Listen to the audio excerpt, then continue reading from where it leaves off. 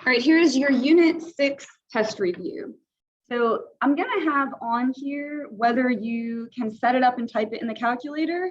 And if it doesn't say that, then you would have to work it out by hand. So like, for example, like number 3, it says set up the integral and use your calculator to evaluate it. So that one we can put in the calculator. All the others, like if it doesn't say that, then you'll need to work it out by hand.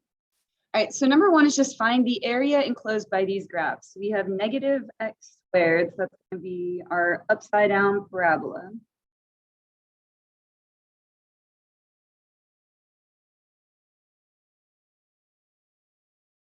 And then y equals square root of x. We'll have 0, 0, 1, 1, 4, 2. So you're going to do something like that. And then x equals 3, so vertical line at 3. So this is the area that we are finding. And so it will be a dx problem. We are going to integrate from 0 to 3. And then it's upper graph minus lower graph. So the upper graph would be the square root of x. I'm going to write that as x to the 1/2 minus the lower graph. So it would be minus negative x squared. So those are going to cancel, the plus x squared dx. And then we're going to do the antiderivative. So this would be 2/3 x to the 3/2 plus 1/3 x cubed. And we'll evaluate from 0 to 3. It's upper boundary minus lower boundary, but if you plug in 0, you're just going to get 0 for all of these, and you don't have to simplify it down.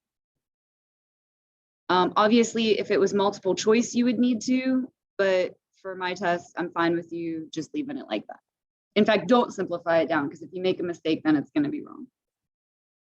All right, number 2 is again, find the area. So graphing this, I would start by plugging in 0. If you plug in 0, you're going to get 1. If you plug in 1, you're going to get 0. And then you can't go any further this direction because you're going to get a negative underneath the square root. So let me find a negative number that'll work. If we plug in -3, we'll have square root of 4, which will be 2. So -3, 2. And so here is that graph. I kind of missed that point. Good enough. And then y equals x plus 5. So that's going to start at 0, 5, have a slope of 1.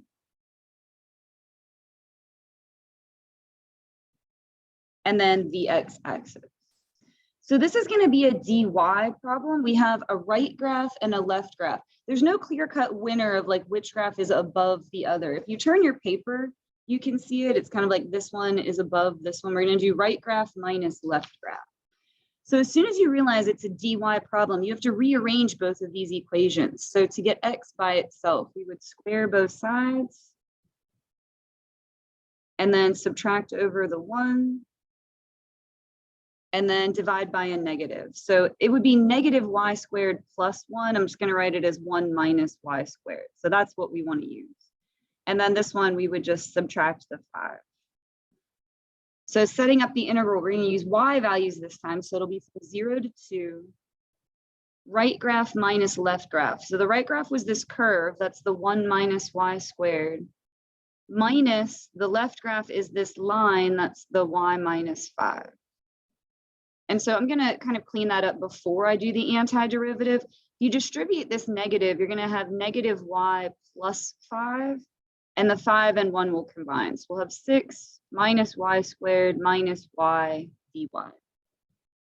And then your antiderivative will be 6y minus 1/3 y cubed minus 1/2 y squared from 0 to 2. Again, it's upper boundary minus lower boundary, but you can ignore the 0 because if you plug in 0 for all these, it's just going to be 0. So plugging in 2, we'll get 12 minus 8/3 minus 2 squared is 4, half of that is 2. Or you don't even need to simplify that far. You can just plug in 2 and keep it in parentheses. All right, those were areas. This says find the volume of the solid whose base is bounded by these graphs. And then our cross sections are rectangular. So you have to picture these rectangles popping up out of the paper. Height is 4 times the base. They're perpendicular to the x-axis. So that means it's going to be a dx problem. So let me go ahead and graph these real quick. We'll have x squared minus 2. So that's your regular old parabola, but moved down 2.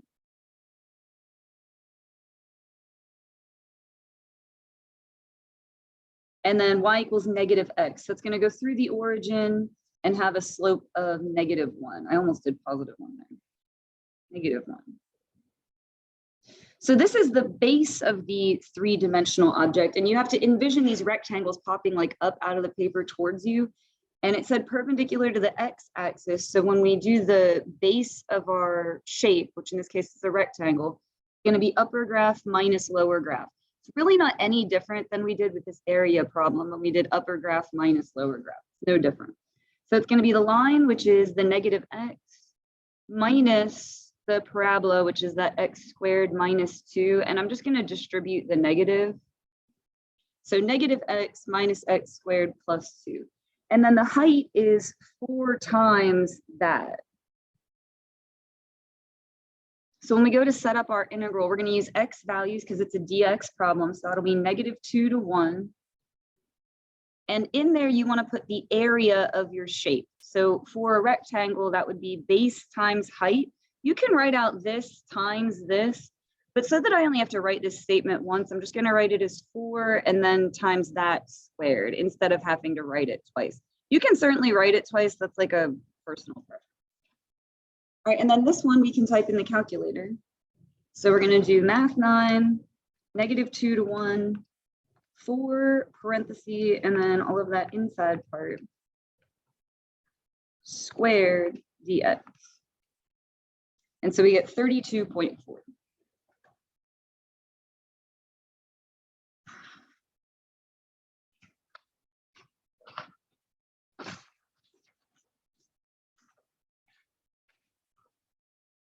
All right, so this again, find the volume of the solid whose base is bounded by these graphs.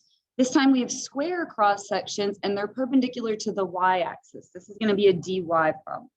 So first, let's go ahead and graph these. This is a line slope of -1/3 and it's starting up 3. Oh, -1/3. I just really want to go positive.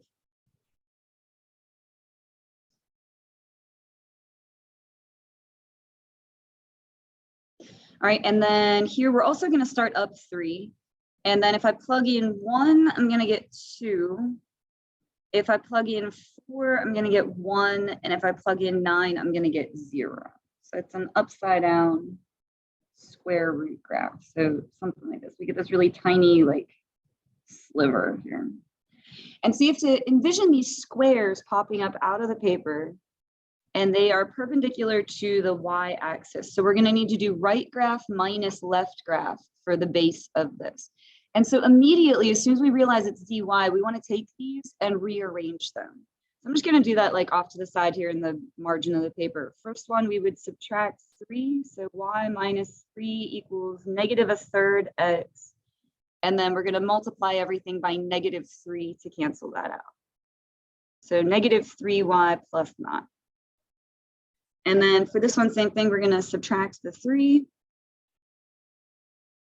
And then divide by a negative, that would be -y plus 3. I'm just going to write it as 3y minus y equals square root of x, and then we would square that. So when we do right graph minus left graph, it's the line minus the square root curve. So it would be the -3y plus 9 minus this. I get people that want to multiply that out. It's not necessary for this one. We're going to use the calculator anyway, so I would just leave it like that. Also, I'm not going to write it again because it's going to get really cluttered, but since this is a square, if that's the base, it's also the height. They're going to be the same. So we need our y values for our boundaries since it's a dy problem. So it's going to be 0 to 3. And inside of there, we're going to put the area of the shape, which it would be this times itself. So it's going to be all of that squared. Or you can write it twice. I get some people that like to write it twice, but I'm just going to write it as all of that squared. And then we're going to type that in the calculator.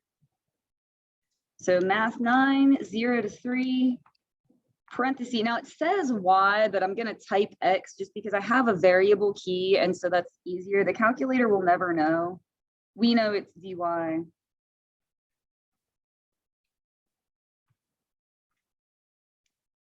And we get 8.1. All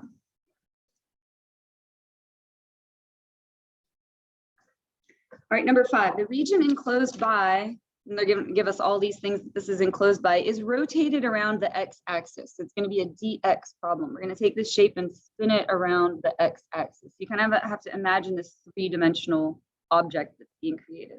So you have the x-axis, the line x equals 2, and then a regular old parabola. So I'm only drawing in this part of it. I like to erase everything around that so you can focus just on that shape. Like the rest of the parabola would be over here, but I tend to just get rid of that. And this is our like ghost shape down here. And so this is kind of like a, I don't know if you think of it like a top spinning like that, like you have to imagine it being three-dimensional. So it's going to be a dx problem, and all of your cross sections are circles because it's spinning around. So they're all going to be pi r squared. So usually just set that up, pi something squared dx. X values for your boundaries, so it'll be 0 to 2. And this is your radius. It's upper graph minus lower graph, but the lower graph is the axis, so that's just 0. So it is just this graph, which is x squared. And so we would do x squared squared and get x to the 4th. And then we're going to do the antiderivative, which would be 1/5 x to the 5th, such that 0 to 2, it's upper boundary minus lower boundary, but you really don't need to worry about the 0 because it would be minus nothing. 2 to the 5th would be 32. So this would be 32 pi over 5. All right, number 6, we're looking at the same area that we did in number 5. So let me just redraw that.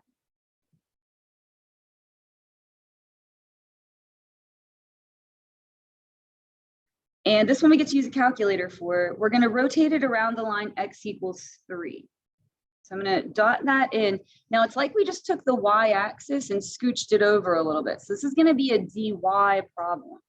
We're spinning around a vertical axis of rotation. So we're going this way. And this one is going to be the washer method. It has a hole in the middle. But it is going to be a dy problem. So we immediately want to take this equation here. I'll rewrite it down here. And solve it for x. Now you would square root both sides. So it would be plus or minus. We want the positive square root because this is the positive half of the graph. If we were using this half of the graph, we would do the negative square root. But again, it's on this side of the y-axis. So we want the positive square root. And setting this up, it's going to be pi r squared minus r squared dy. We have to subtract out the part in the middle. So using y values for our boundaries, since it's a dy problem, it'll be 0 to 4. And so your outer radius is going to be right graph minus left graph. It's this amount right here. So that would be 3 minus our square root of y. And then the inside radius is this part. It would be 3 minus 2. I'm just doing that to illustrate it's right graph minus left graph. But what most people do is just look at this and go, oh, that's a distance of 1. 3 minus 2 would just give you 1. And this one says we can use our calculator to evaluate it. So we're just going to go ahead and type that. So it is pi math 9 0 to 4. And then we want 3 minus, again, I'm going to do square root of x because the calculator won't know. It's just a variable squared. And then minus, this would just be 1, and 1 squared is just 1. So I'm just going to put 1. It's a little bit shorter, dx, and it will give us our answer in a second here. All right, so 25.132.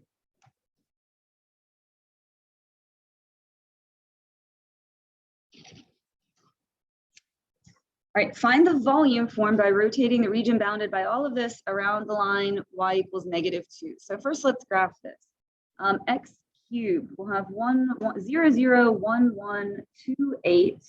And then we're gonna have part of this down here, but I think we're not gonna need that part. So I'm not gonna draw that in just yet. I think we're just gonna need this part because I would end up erasing it anyway. Y equals 0, so the x-axis, and then x equals 2. All right, so this is the shape that we're looking at. And we want to spin that around y equals -2. So it's like we just took the x-axis and scooched it down a little bit. So it's going to be a dx problem. So we have a horizontal axis of rotation. And again, this is going to be the washer method because there's a hole in the middle. So it's going to be pi r squared minus r squared dx. Outer radius is going to be upper graph minus lower graph. It's from here to here. So it's this x cubed minus -2. So that would be +2. It's upper graph minus lower graph. So x cubed minus -2. Oh, and I just realized I forgot to do the boundaries. It'll be from 0 to 2. We want x values because it's a dx problem. And then the inner radius, it's the axis. So 0 minus -2, which would just be 2. So 0 minus -2. But again, most people just look at this and go, oh, that's 2 units for the inner radius, like the hole that got punched through it. All right, so this one does not say we can type it in the calculator. So we're going to have to do a little bit of algebra to multiply this out here. X cubed plus 2 squared, that's going to give us x to the 6 plus 4x to the 3rd plus 4. And then minus 2 squared would be 4. So that's actually kind of convenient. Those 4s are going to cancel out. And then we'll do the antiderivative. So 1/7 x to the 7th plus x to the 4th, such that 0 to 2, again, subtracting 0, like that's just going to be 0. So we're really just going to plug in 2. And then 2 to the 4th would be 16. Or you could just leave it as 2 to the 4th. I didn't feel like counting out 2 to the 7th. That'd be what, 128 for that? But anyway, you can just leave it like that. All right, and then these last two are our arc lengths. So find the arc length of this function on the interval 0 to 2. So it'll be integral 0 to 2, big old square root, and oh, don't want to press yet.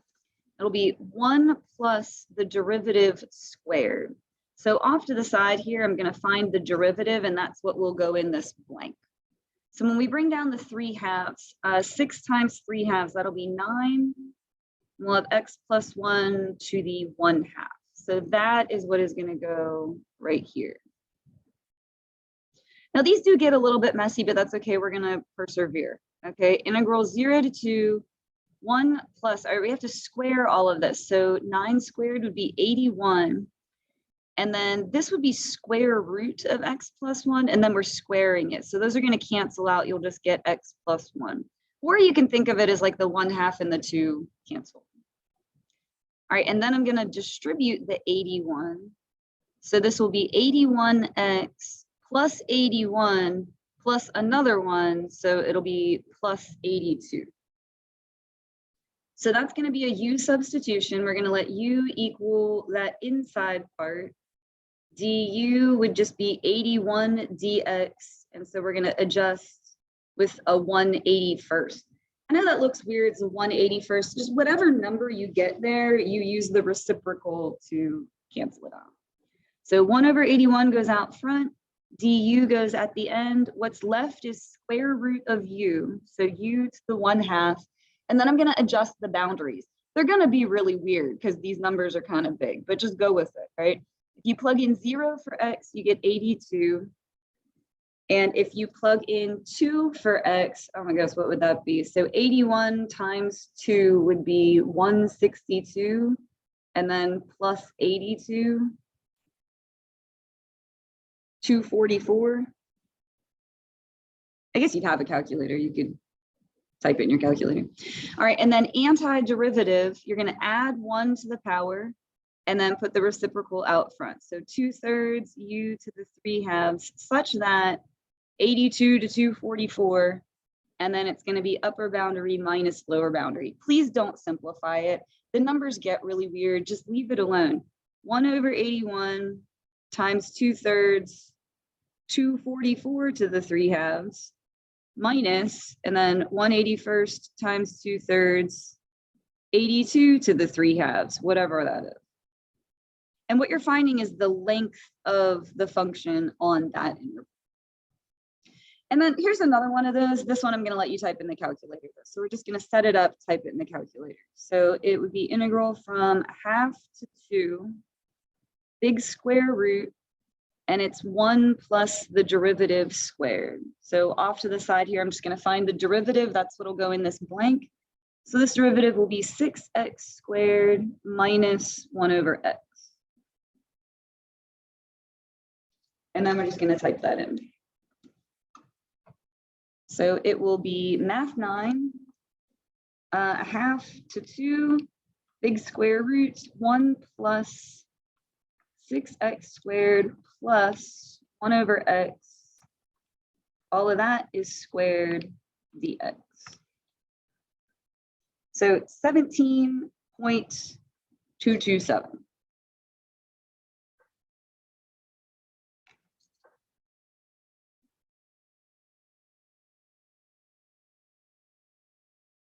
I feel like I messed something up there though. Hold on a second. Did I type that right? Oh, you know what? I put a plus instead of a minus. Felt like that didn't come out to what I meant it to. I'm sorry. Let me change that to a minus. See how easy it is to look. See, I modeled for you though how easy it is to mess one of these up. If you hit one button wrong, it's not going to come out right. I hit a plus there instead of a minus. Totally changed the answer. There, that's more what I was expecting. 14.606. Be really careful typing stuff in for that exact reason. You can know exactly what you're doing and still mess up if you hit one button wrong. All right, 14.606 for that one.